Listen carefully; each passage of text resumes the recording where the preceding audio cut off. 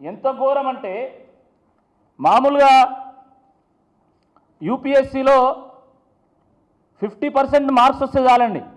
ఐఏఎస్లు అవుతారు, ఐపీఎస్లు అవుతారు, ఐఆర్ఎస్లు అవుతారు, ఐఎఫ్ఎస్లు అవుతారు.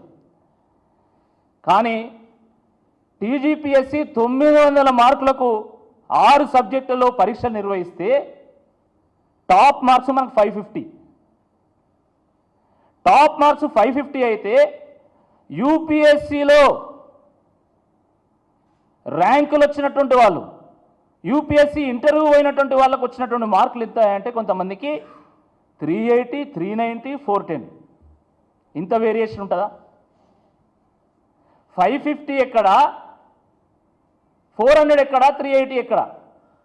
ఇంత వేరియేషన్ ఉన్నది అంటేనే అనేక అనుమానాలు ఉన్నాయి. ఇలా కొంతమంది మిత్రులు అశోక్ నగర్ నుంచి నా దగ్గరకు వచ్చి చెప్పిండ్రు, అన్న 3rd ఇవాల్యుయేషన్ జరగలేదు, ఫస్ట్ ఇవాల్యుయేషన్, సెకండ్ ఇవాల్యుయేషన్ జరిగింది, 3rd ఇవాల్యుయేషన్ జరగలేదు. మీరు దాని గురించి ప్రశ్నించండి, మీ ప్రెస్ మీట్లో మాట్లాడండి.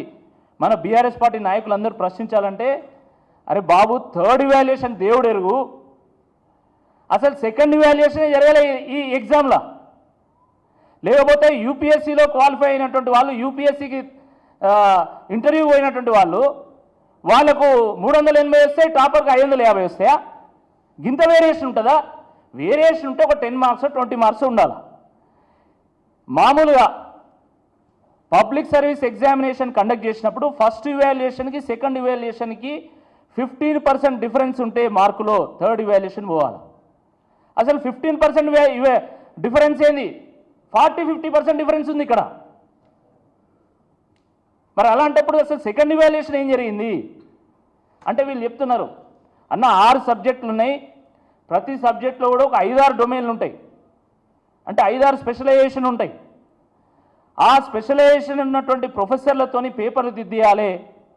కానీ వీళ్ళు కాంట్రాక్ట్ వాళ్ళతోని, కనీసం నాలెడ్జ్ లేనటువంటి వాళ్ళతోని, అయితే ఎప్పుడో రిటైర్ అయినటువంటి వాళ్ళతో దిద్దిచ్చిండ్రు.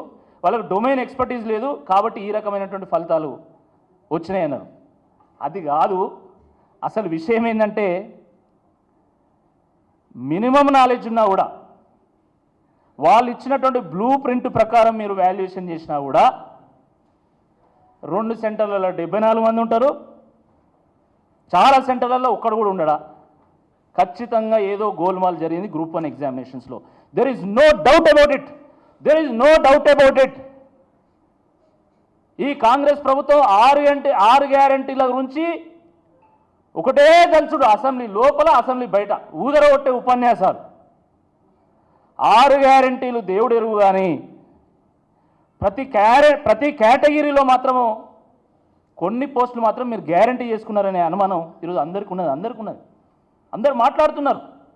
అచ్చని ఇట్లా మాట్లాడగానే ఇప్పుడు కేసు పెడతారు కావచ్చు. ఇంతే కదా, మీకు తెలిసిన విద్య ఏముంది?